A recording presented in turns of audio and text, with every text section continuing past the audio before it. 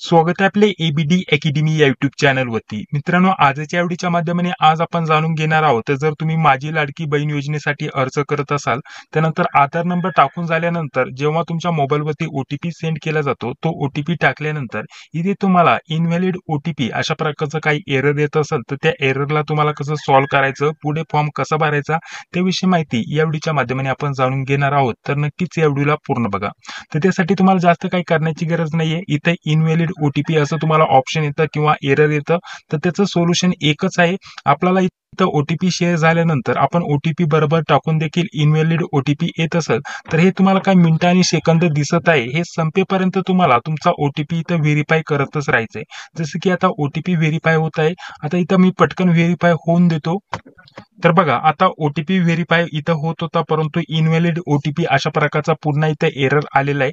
तर इथे तुम्हाला 10 मिनिटं दिले जातात इथं ओटीपी व्हेरीफाय करण्यासाठी. तर तुम्हाला पुन्हा इथं व्हेरीफाय ओटीपी यावरतीच क्लिक करत राहायचंय. त्यानंतर ऑटोमॅटिकली इथं जो ओटीपी आहे हा व्हेरीफाय होऊन जाईल. आता इथं का इनव्हॅलिड ओटीपी सांगत आहे हे देखील मी तुम्हाला त्याचं कारण सांगतोय. या मागचं कारण काय आहे? कारण आपण जेव्हा आधारचा जो मोबाईल नंबर लिंक आहे तो ओटीपी इथं टाकतो, त्यानंतर आधारची जी पण आपली माहिती आहे ती डायरेक्टली ॲज इट इज आपल्याला इथं फॉर्मवरती बघण्यासाठी भेटते आणि त्यानंतर आपण फॉर्म भरायला सुरुवात करत असतो. ठीक आहे, म्हणजे आपल्याला आधार कार्डवरती जी माहिती आहे तीच फॉर्मवरती दिसून येते. डायरेक्टली हा सर्व डेटा आहे आपला आधार कार्डचा, तो इकडे वेबसाईटवरती लोड होत असतो. त्यामुळे सर्व आता ट्राय करताय, फॉर्म भरताय, त्यामुळे इनव्हॅलिड ओटीपीचा प्रॉब्लेम येत आहे. बाकी जास्त काही चिंता करण्याची गरज नाहीये. तुम्हाला काय करायचंय, तुम्हाला पुन्हा ट्राय करायचंय. जोपर्यंत हे सेकंद संपत आहे तोपर्यंत तुम्हाला पुन्हा ओटीपी इथं रिसेंड करायचंय आणि पुन्हा टाकून इथं व्हेरीफाय ओटीपीचं ऑप्शन आहे, इथे तुम्हाला क्लिक करायचंय. जरी इनव्हॅलिड दाखवत असेल तरी पुन्हा तुम्हाला इथं व्हेरीफाय ओटीपीचं ऑप्शन आहे, इथेच तुम्हाला क्लिक करत राहायचंय. ऑटोमॅटिकली इथं व्हेरीफाय होऊन जाईल.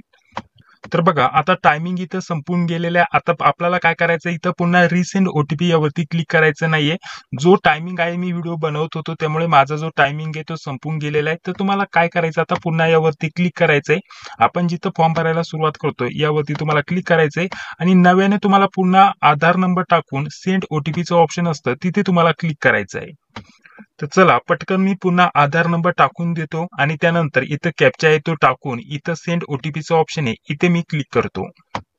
तर बघा, आता आधार कार्डवरती जो पण मोबाईल नंबर लिंक आहे आधार कार्डला त्यावरती ओटीपी सेंड केला गेलाय. आता पुन्हा मी पटकन ओटीपी इथं टाकून व्हेरीफाय ओटीपीचं ऑप्शन आहे, मी यावरती क्लिक करतो.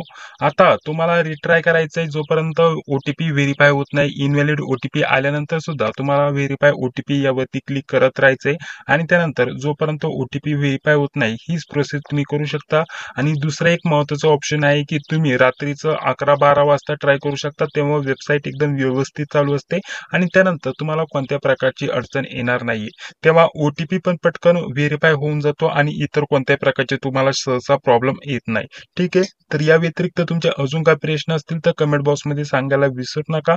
अजून एक सर्व्हरचा प्रॉब्लेम येतो, इथे वरती सर्व्हर डाऊन तुम्हाला अशा प्रकारचा प्रॉब्लेम येतो, तर तो एकदम शॉर्टली लगेच सॉल्व्ह होऊन जातो. तो तुम्हाला प्रॉब्लेम कसा सॉल्व्ह करायचा, सर्व्हर डाऊनचा प्रॉब्लेम आला का तुम्हाला पुन्हा रिफ्रेश करायचं आणि पुन्हा माहिती टाकून सबमिट करायचंय.